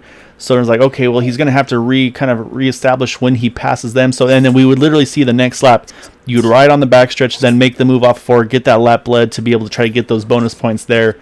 I mean, it was obvious you were definitely focusing on trying to get those bonus points right off the bat there. Unfortunately, of course, losing the pole by that 3,000 made your job a little tougher. But I mean, yeah. How much were you having to work there to try to kind of, okay, I can get this here, and then try to work those numbers? Yeah, you hit the nail on the head. I was positioning myself to try to lead as many laps as possible. I was even trying to get fastest lap there by laying back a few times or whenever we came up on lap cars. But my strategy for this race was decided in qualifying when I lost that pole. Because if I'd won that pole, then I would have been all in on that fuel save strategy with Henry and Matt. But without that pole and with Henry getting it, I just doing the math in my head, I needed to get those bonus points for leading the laps and then hope for a yellow and then win the race, because if I had just saved fuel, didn't lead all those laps, and won, and Henry was second, he wins by 1 point. So that's where my mind was. I'm like, do I want to try to win the race, or do I want to do what's going to give me the best shot at the title? So that's what I did. Unfortunately, it didn't work, but hey, we still got a top 3 out of it, and I stand by it. I think it was the right move. Only thing I could have done better was 3 1,000s in qualifying, like you said. Nick, at what point did you realize that Henry was kind of snookering you on fuel mileage? Oh, I knew from the beginning. From the moment I was going over my head. I'm like, should I say fuel? Should I go? I was over on the pace lap coming to the green on that final restart way back when, back on lap 20 or 15, whatever it was. I was like, all right, what's the pros and cons here? And then I'm like, yep, I just got to go for it. Try to get all these bonus points and hope there's yellow. And I thought we were going to get one because we had a car in turn 3 sitting in the middle of the track, but a couple cars passed him, race control didn't call it, and then he rolled down the track, so he got out of the way. But that was my one chance. I was hoping. I definitely got on the mic and started screaming, "Rocking in 3, rocking in 3." It didn't work. Lobbying. Yeah. I mean, that's what you got to do, and we saw it too. You're right. I said we saw that in 3, and like you said, though, so we didn't see it when it happened. We saw him kind of down towards the apron by the time I think the other cars got close enough. So that's definitely been something that's really changed, I think, as well. The aspect of, especially of this league as well. I know this one, I think one of the first years you've run here full time, but I mean, you can attest to that as well, because there's times where you'll have, if you just do the iRacing yellows, let's say, versus having a race control, it really kind of changes how you might view or how you might approach a potential caution or things like that. So with race control, it definitely seems to tend to lead to more green flag racing. I mean, was that something that, how did you feel like, did that come into play at all throughout the season? It seemed like there's a few races it did, but then other times it seemed like it really let the strategies play out though as well. Yeah, very early in the season, I realized, okay, this is a different dynamic. A track where you think there's going to be a bunch of yellows or even a couple yellows, there just isn't. Because, for example, that incident in 3, that would have been an iRacing caution, because it would have been like, oh, there's a car in the track, it spun yellow. But with admin cautions, they look at it, they see, is it in danger? Are other cars in danger? Is he out of the way? And then they call it, which, like you said, leads to these greener races, and unfortunately more fuel mileage races, which I'm not a fan of. I like leading, I like racing, but it's part of it. And Henry played it well today, and just got to remember that next season. Just these races tend to lean green, and you got to kind of focus on that, especially early in the race, so you can save now and race later, as Henry was doing. I'm sorry to butt in, just be the teammate devil's advocate here. You mentioned about kind of making the decision to lead all those laps. You knew you were going to be up against the fuel window, but knowing the competition in this with Wagner's and Teeds and Forsyths that are up there in points and contending for that, would the winning strategy and kind of knowing he was doing that, was there ever an option you were going to do that, or did you think you had the saving potential, or don't have the saving potential to get there? I think I would have had the saving potential, but I needed to do it at the point Henry was doing it, like from the get-go. Once that restart happened, I also hi Team Owner, but once that restart happened, I just kind of started going. I kind of put myself in a box, and there was no turning back from the decision. Just had to go hard. I mean, you look at Wagner; he was saving for almost that entire time, just like Henry, and he didn't make it. So it was still really close to them. They had to save, what was it, 5-6 laps, which is quite a task. But yeah, they made it work. I just decided, you know what, and you know how I am. I'm like, I'm going to race. I'm going to hope for a yellow. I'm going to race and hope for a yellow. We'll see what happens. Absolutely. Yeah, and I mean, it was, like I said, it was definitely a great effort by you to everything you did. And I mean, there was times where we weren't certain they would be able to make it to the end, because they had to hustle real hard just to catch back up to you guys, which honestly was a surprise for me. Just knowing the delta on the fuel saving, I really thought they were just going to roll in behind the guys with you. That came out with them, but yeah. So sure enough, they wind up going. I say, apologies for my background noise. My daughter's playing with toys. But yeah, so I was surprised to see him really kind of charge back after you there at the end on that last run. So was that something you were noticing as well? Maybe thinking, all right, is there a chance they may be trying to push a little too hard? Maybe they'll burn themselves out. Well, 100%. That was actually part of my reasoning, just going as hard as I was. Like, we were swapping every lap, and they were really aggressive swaps. I was trying to keep the pace of that front pack up. So maybe, just maybe, when Henry and Wagner pit, they end up separated from us because good luck saving when you're by yourself. So that was another thing that was rolling in my head and hoping we could do. But no, almost every time they were up there. There was one time they had to kind of charge up, and that might have been right where Wagner lost it, because I think Wagner was leading that charge back to the pack with Henry following him, and he was the one who ran out at the end. So yeah, that was my hope, that we could get separated from him, but just didn't work out. Wasn't in the cards. Yeah, I mean, it was still overall, though, I mean, an amazing season for you. Like I say, Kobe and I were talking to, is say obviously we're all familiar with those DW12s. Obviously, a lot more buttons and knobs to turn and play with over the course with these cars. So I say that's where the DW12s maybe suits your style more, where you don't get to play with all those things. You just kind of pedal down and go full send. I'll say with these, obviously, a lot more potential strategies involved as well, though. Oh yeah, absolutely. And heading towards the end of that race there, when I pitted, I just decided to take no tires, because if you remember back earlier this year, there was that dark horse race that Jimmy Drennan and Charles Teed hosted, and I had won that for the $100 prize. And I was like, okay, I was thinking back to that. I'm like, I took no tires at the end. It saved me a couple seconds on my pit stop. There was a very similar situation like this, and I was like 5 seconds in front of them. So that came back to me, and I was like, let's do it again. And thankfully, I didn't have to battle anybody at that. I was just kind of cruising, passing cars that were running out. So that was it was nice to have one part of my strategy work out, you know? Yeah, and it was a good call, because we saw that. So yeah, at the end, I say, because it was definitely a bit of a no holds barred there between Charles, David, Craig, and AJ at the end there. So you had that nice little clean 4 seconds head, not having to stress about all that. But just, I mean, awesome season. I'll say an awesome job tonight as well, Nick. It's been a lot of fun watching you battle out with Henry and Nat and company all season long. So before we let you go, though, definitely want to give you a chance to any thanks and shout outs you'd like to give for the third place tonight, and of course your overall the great season. Yeah. Also, I believe I won the Clean Driver Award, so I just want to throw that out there. I believe you did as well. Yeah, so I'll be getting in touch with you here probably in a little bit. I won something, but yeah, it's good first season in this league. I think we won 3 races. Second in points to Henry Bennett, of all people. He's one hell of a driver to finish second to. But yeah, I got to thank motorsport.com, CoveyMoore.com, everybody at Factory Back Motorsports, all the sponsors on this car, including Cowboy Ship, especially. Cowboy Ship's the main sponsor. Got to thank them. And everybody else that supports this team. Sorry, I forgot the rest at the moment. Please don't fire me, Kobe. I think he'll probably let it slide. I think with the clean racing that you've had all season long, I think he'll let that one slide. But he'll make you own up to it tomorrow night if you get that top 3 interview. Yeah, there we go. Thanks, guys. Let me butt in here for a sec, Nick. I want to say congrats on the second place championship points finish, and it's been a real pleasure watching your charging racing style and your cleanliness and respectfulness out there. You really pushed Henry Bennett hard, and that made it really entertaining for us.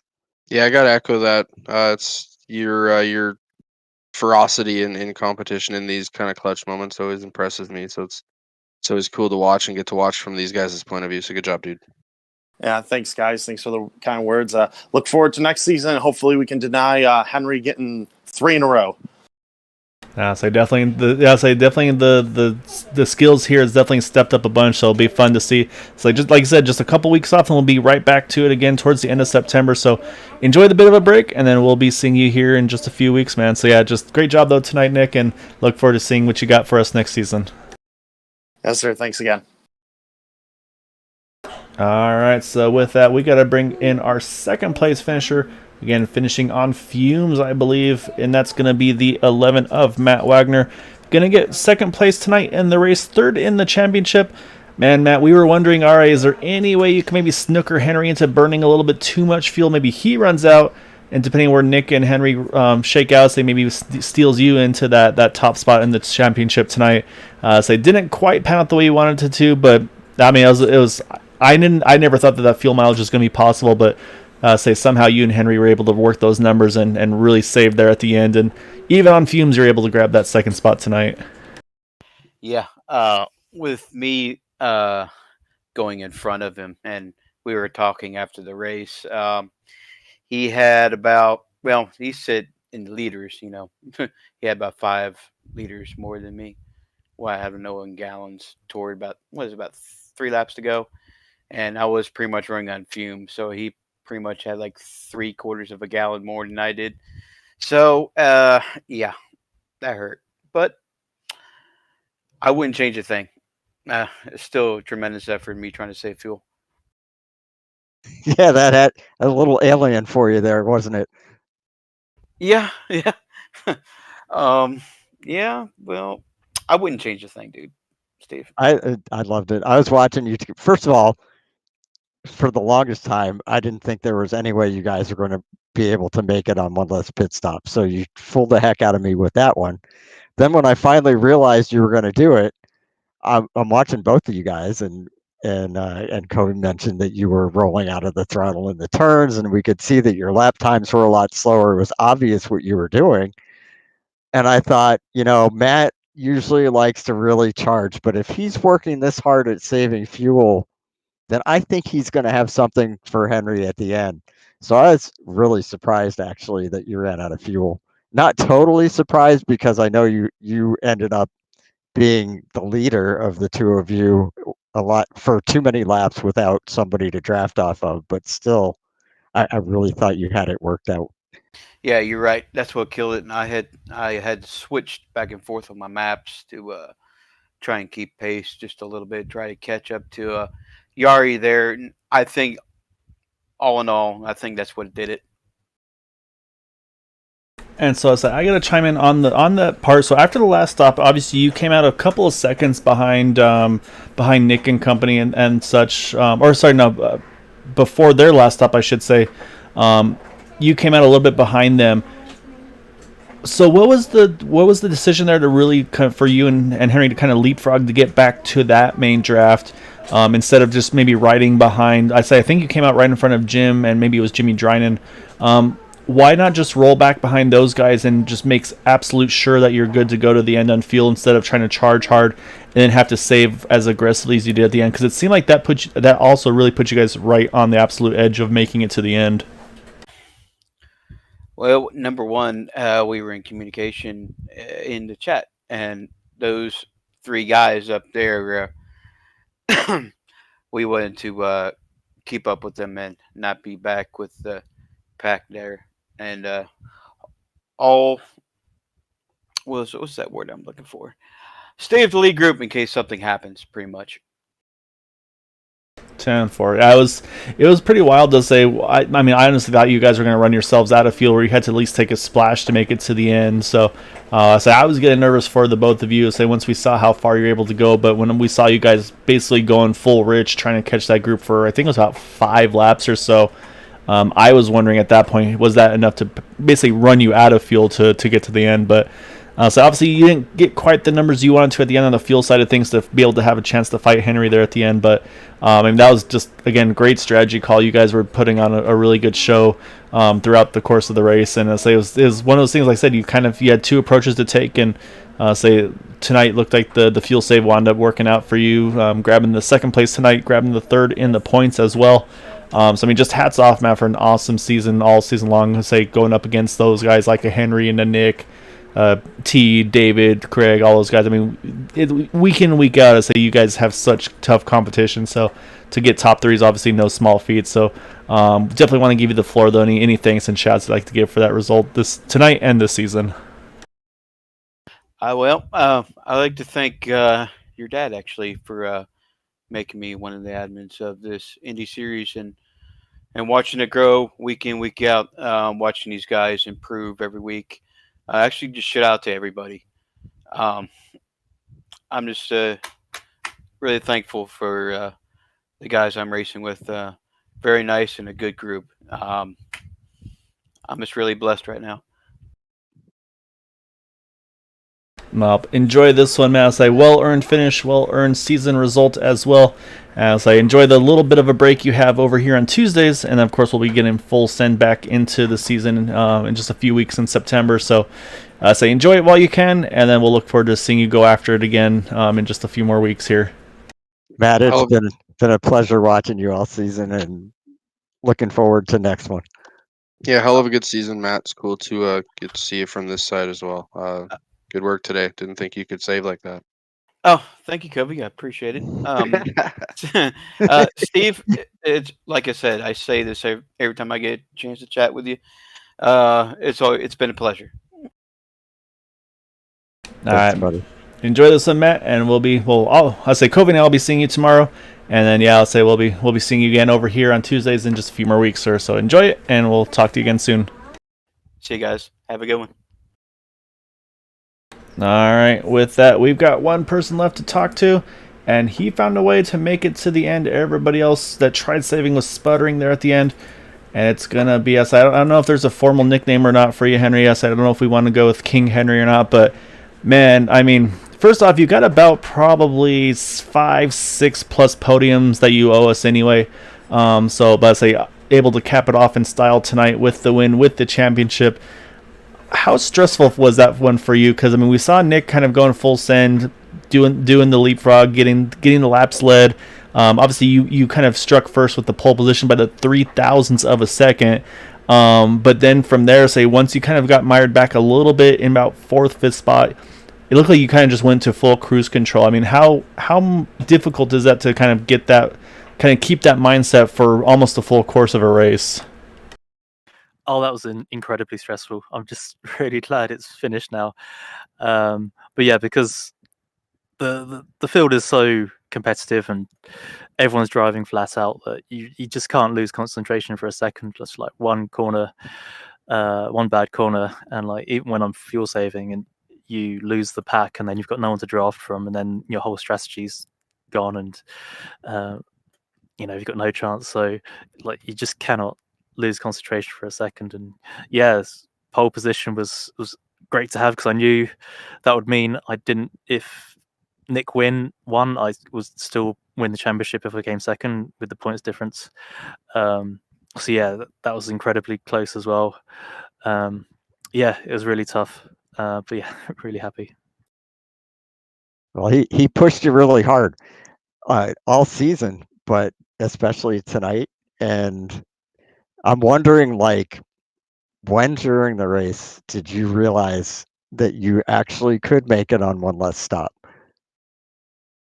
I think while we were under the second caution, after we'd made the yellow flag pit stops, I saw there were 69 laps to go, and so 3 stints of 23 laps, which is doable if you've got a draft and using the fuel maps. But it's difficult. You have to have draft for those entire stints. And yeah, the first stint, I don't think I was saving enough. I was pushing too hard to keep up with the cars ahead of me. So I actually ran out before pit lane, and I just had to coast it into my box. But yeah, the stints after that, I managed to save just a tiny bit more, and made it life a little bit easier for me.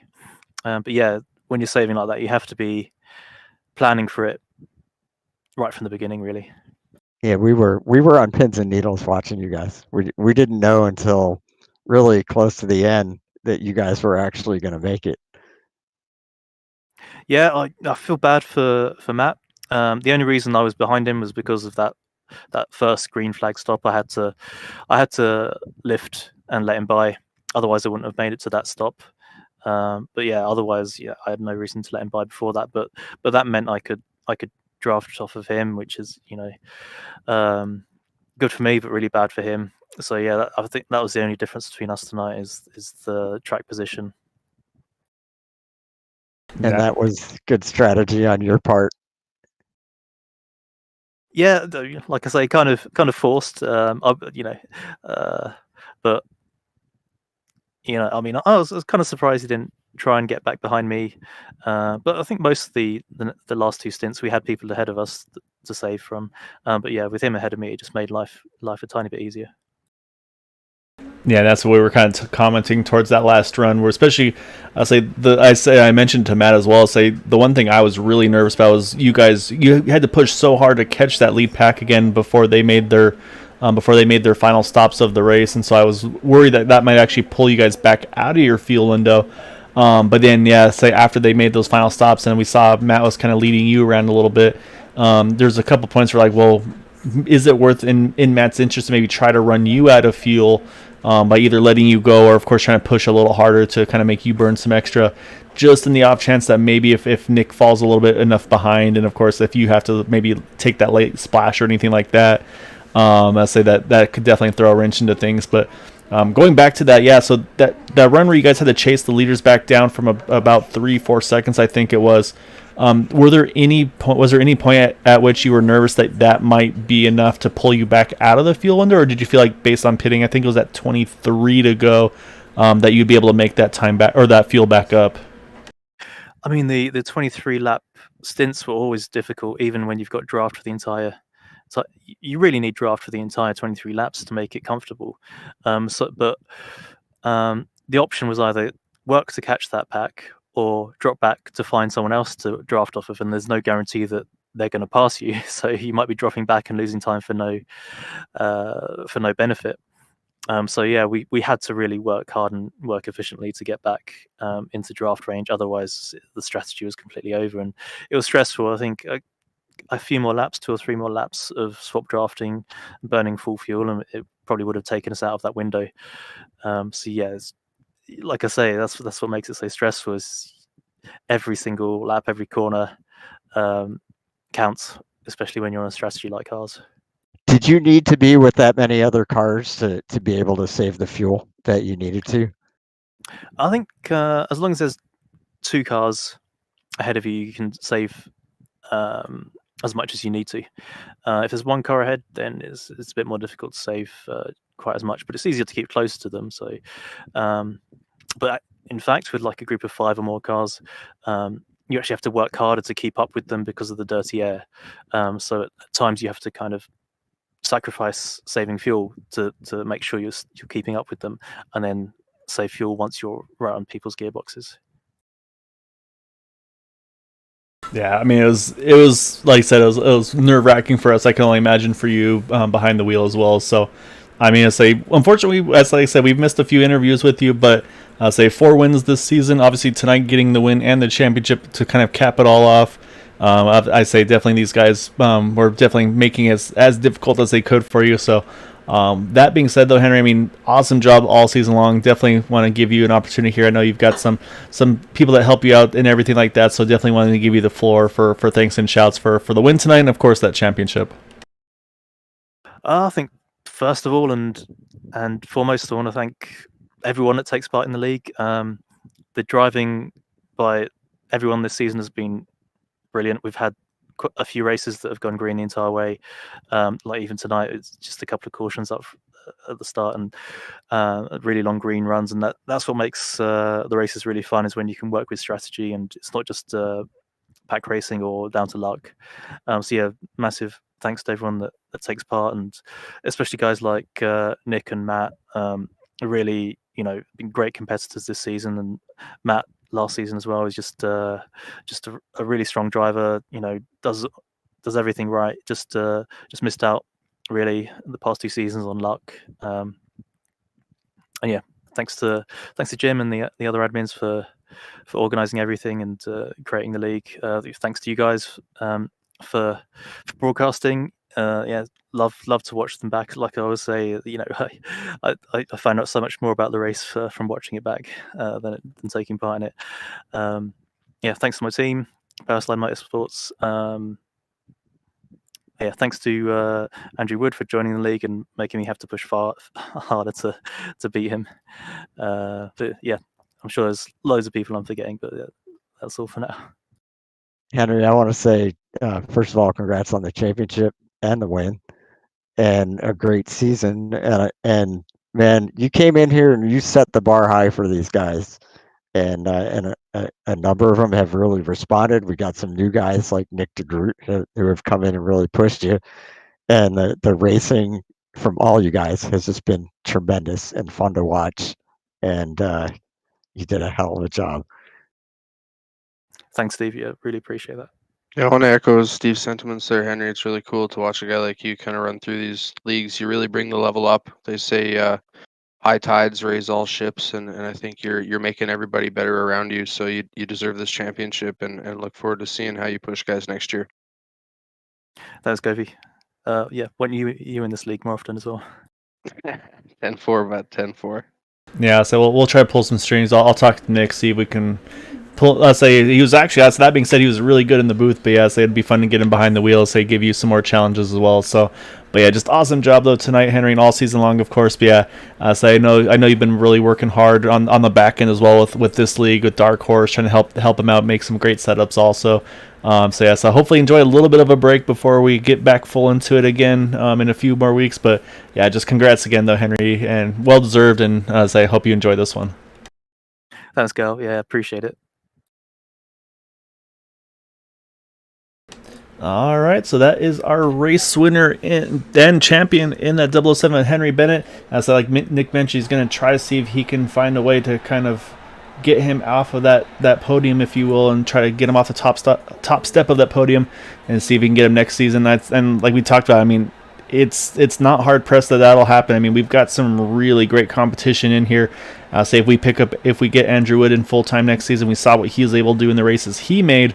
Like I said, I think it's just going to step that competition up even more. But Steve, I don't know how it's already been a full season. I feel like we kind of blinked and we got to playoffs and blink again, and we crowned a champion here tonight. Yeah, it definitely went by quickly. And just to echo something I've said about these guys before, I'm so impressed with the quality of the racing, the respect that they show each other, and just the courtesy. It's a great league and a great bunch of drivers, and of course I love working with you. I thank Kobe for joining us tonight and helping us with the statistician duties, and I'm looking forward to next season. Yeah, I say it's going to be quicker than I realized. I believe for this series, we're going to be starting back up on September 28th. And it's going to be a little different this season. We're going to be doing 11 races instead of the normal 12 just because we want to try to get the season in before the Christmas break. I think that will also include the Tuesday off of the week of Thanksgiving.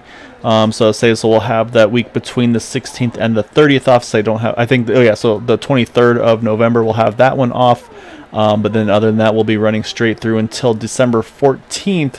And then we'll be crowning a champion on that night as well. So schedules, all that are getting kind of finalized and everything. But basically, we're going to have an 11 race season. Details on playoffs and how many races of the playoffs and all that yet to come. But what you can know is it's going to be the IR18s. We'll still be here. They can't get rid of us. It's that easy. And yeah, like you said though, Steve, I mean, Covey, like I said, you kind of wanted to check it out, see how things were. And like I said, you were spot on right off the bat, so really appreciate you joining us here as well. So it's a lot of fun to have you in the booth and be able to kind of give some things that we may not be able to catch. But yeah, I say selfishly though, at the same time too, I think I want to see you on track as well. Because we've seen you on the road courses, we know what you can do there, but it might be time to kind of play with some buttons and dials and get your oval action on too. Yeah, appreciate the kind words. I hope my bias didn't show too much tonight. Obviously, I'm going to be rooting for a guy like Nick. Him and I have had a 7-year iRacing journey together, and it's cool to see him contend. But at the end of the day, the cream rises to the top, and Henry deserves what he accomplished. It's cool to see what you guys do. I appreciate anyone in esports, and big or small, no matter how big your community is, it's cool to see the passion and the effort people put forward. And I really appreciate you guys looping me in on something you've worked so hard to build. I gotta thank Jim Brooks for building this and kind of putting some really good incentives behind it for guys like Henry and Matt and Nick and different guys like that to come in and see that competition get better and better. So just, yeah, thanks for having me. And I think we'll probably see me a bit. It all just comes down to the days of the week at the end of the day. You know what I mean? Yes, definitely.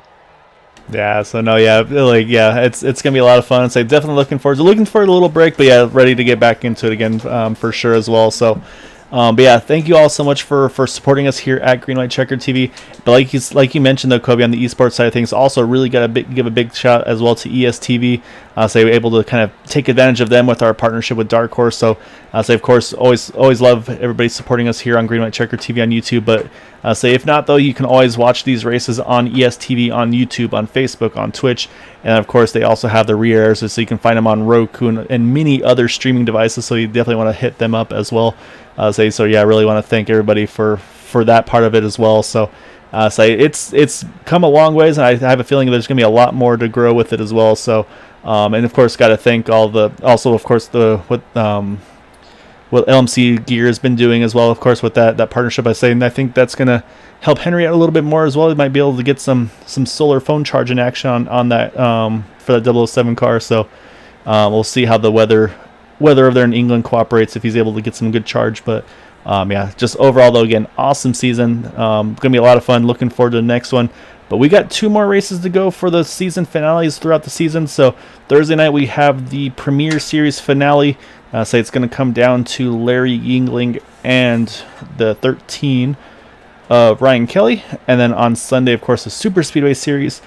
Say will be our finale over there at Talladega. So stay tuned for those. And of course, same thing, have a couple weeks off, then we'll be right back into it in September. So until then, though, I hope you all had a wonderful evening. Thank you so much for watching, for supporting us. And again, congrats to our champion, Henry Bennett, and our top 3, Matt Wagner and Nick DeGroot. And we will see you in a few more weeks to start our next season. Have a good night, everyone.